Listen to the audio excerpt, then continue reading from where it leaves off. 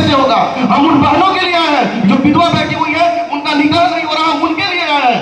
हम उनके लिए आए हैं जो बच्चियां कुंवारी है, शादी नहीं हो पा रहा है, उनके लिए फंड का व्यवस्था कहां से आएगा? हम में से ये मस्जिद में बैठा हुआ कोई भी ऐसा व्यक्ति नहीं है जो किसी एक गरीब बच्ची की शादी करा सकता है।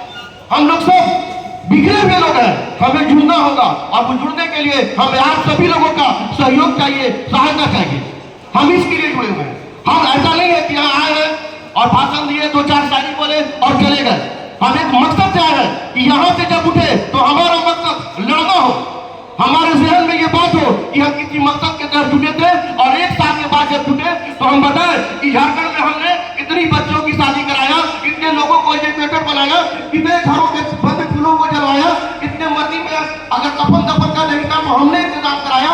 हम पढ़ाई के लिए लड़े, हम सहयोग के लिए लड़े, हम राजनीति के लिए लड़े, हम सिर्फ झंडा ढोने के लिए लड़ते हैं। इस सबसे ज्यादा भीड़ हम जलसे में और राजनीतिक में लगाते हैं, लेकिन जब राजनीतिक का बात आता है तो हम ही लोग पीछे हो जाते हैं। तादाद हमारी हिंदुस्तान में 66% कुछ है, लेकिन किसी भी पद पर हमें आगे क्यों नहीं जगह मिल रहा है? उसका कारण हम लोग खुद ही हैं।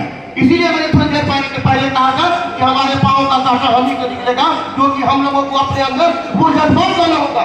हम लोगों को पहले अपने आप को कमजोर नहीं समझना होगा। अगर हम लोग अपने आप को कमजोर समझ ले और सरकार से अपना हक नहीं मांगेंगे तो हम कुछ नहीं कर सकते हैं। सिर्फ मंच पर अच्छी अच्छी बातें कर सकते हैं कि ऐसा होना चाहिए, ऐसा होना चाहिए, ऐसा होना चाहिए, और कर कुछ नहीं सकते हैं। हमको उस चीज को कागज कलम पर और अपनी जिंदगी में लाने के लिए सरकार में जगह चाहिए, उसके लिए लड़ना होगा। सिर्फ वोट बैंक बनना नहीं होगा।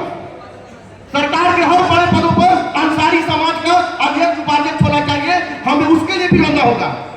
कोर्ट में, कचहरी में, एजुकेशन में, डॉक्टर में, IPS इंजीनियर, हर जगह हमारे लोग होने चाहिए, तब हमारी तरक्की का रास्ता खुलेगा। मैं सरकार के बहुत सारे लोग हैं, बहुत सारे संगठन से यहाँ पे लोग आए हुए हैं। ऐसा नहीं है कि सिर्फ अंसारी समाज के लोग आए हुए हैं, और हम ऐसा नहीं करते हैं कि सिर्फ हमें अंसारियों का मदद करना चाहिए। हम एक ईमान वाले हैं और ईमान वाले की मदद करने के लिए आए हैं। अल्लाह ने कुरान में फरमाया है, या अय्युहल्लज़ीना आमनू आमिनू, ऐ ईमान वालों ईमान लाओ। और कैसा ईमान? एक भाई दूसरे भाई के लिए खड़ा हो जाए, वो ईमान लाओ। मैं सरकार के नीतियों के बारे में बात करना चाहता हूँ। मुझे सरकार से कुछ नहीं चाहिए, पर मेरा जो हक है, जो सरकार ऐलान कर रही है अल्पसंख्यकों के लिए, वो तो हमें मिलना चाहिए ना, कि नहीं मिलना चाहिए? हम ये जो मजबा लगाए हैं, पुलाव गोश्त खाने के लिए, बिरयानी खाने के लिए नहीं लगाए हैं। हम ये लगा है कि सरकार से दिल्ली के लोग कैसे लड़ेंगे, झारखंड के लोग कैसे लड़ेंगे, हरियाणा के लोग कैसे लड़ेंगे, हम इसके लिए यहाँ पर आए। अगर ये मकसद नहीं है तो फिर मजमे का कोई मकसद नहीं है।